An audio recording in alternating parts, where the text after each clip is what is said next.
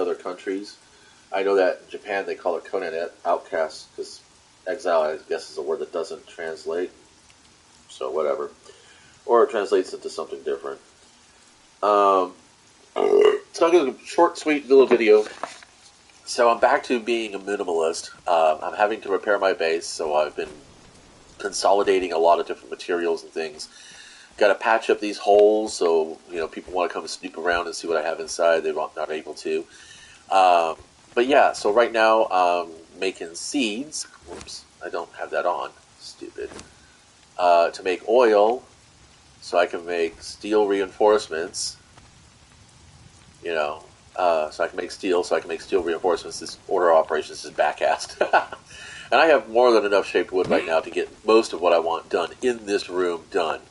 Basically what's going to happen is that I'm going to border all of these wall with, just basically make it look like that. Make the other 3 walls look like this, and then I'm going to put pillars and solid walls all the way around it. Now I did in the past do door frames and doors and pillars. What happens is that when they bomb, that damage gets spread all throughout all those materials. So not just one piece pops after, I think it's 2 or 3 bombs that take out a ceiling tile like this. What happens is that, everything will go all at once, but it's going to take them more than 2 or 3 bombs to get through the ceiling tile. Or is it a dozen arrows? Something like that. It's really cheap. The gist of it is that if somebody wants into your base, they're going to find a way to get into your base, unless you're defending it. Even if you have thralls, they'll find a way to kill all your thralls.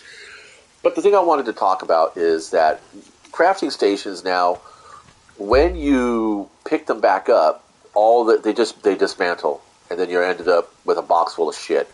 So what I've gone to doing is sorting out general crafting stuff in the middle, and then of course also this basic survival shit. And then right here is all the crafting station materials. So I don't get those two mixed up and accidentally craft something or make something or use the material and then have to go and scramble to fucking make the station again. Because you can't just pick the stations up anymore and put them in the box. Now, this was a bit of a headache at first because a lot of players, when we were bouncing from server to server and pulling in new players, we would give them starter kits. So they would get access to all these improved stations to get them started on their bases, build their camps. Holy fuck, did I get 2 pounders? I'm playing Raid Shadow Legends in the background, by the way, so sorry. I think I got... No, okay, I only got the 1. So what I would like... So I don't have a problem with it, but if I were to hand this box to a buddy of mine and say, this contains all the materials you need to build the base, just like I have, he'd be like, well, I gotta get to level 60 and unlock all those traits. I was like, oh, fuck, yeah, you do.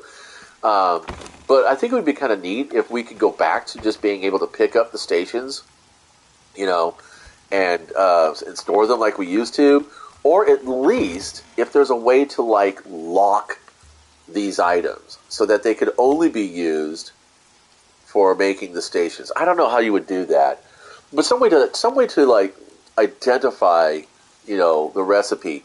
Like maybe you don't have that's on your crafting hammer, obviously.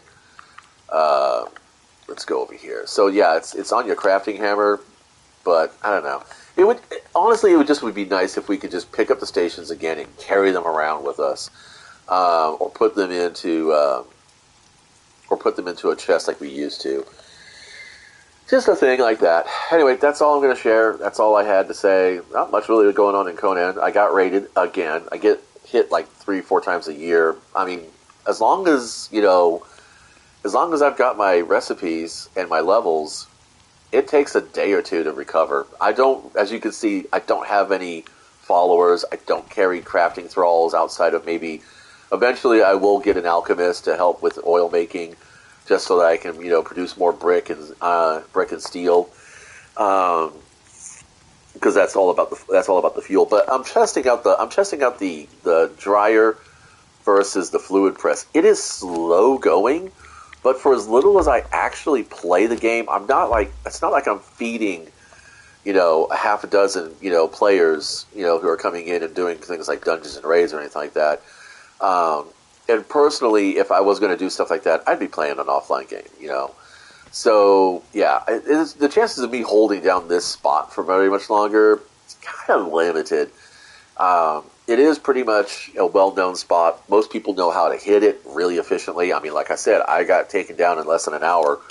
While I was offline, though, when I am here and defending, it's a pain in the ass for the attackers. I had 4 guys one time at this spot, and they eventually talked me down. And I knew what was going on, and I was like, you know what? I don't really fucking care. Let them have their win. It's fine. That's not why I play. I play for the immersion and for the survival fun, and that's kind of it. Anyway, I rattled on longer than I needed to, and I thank you for putting up with that and sticking around. Thanks for stopping by. Go have fun.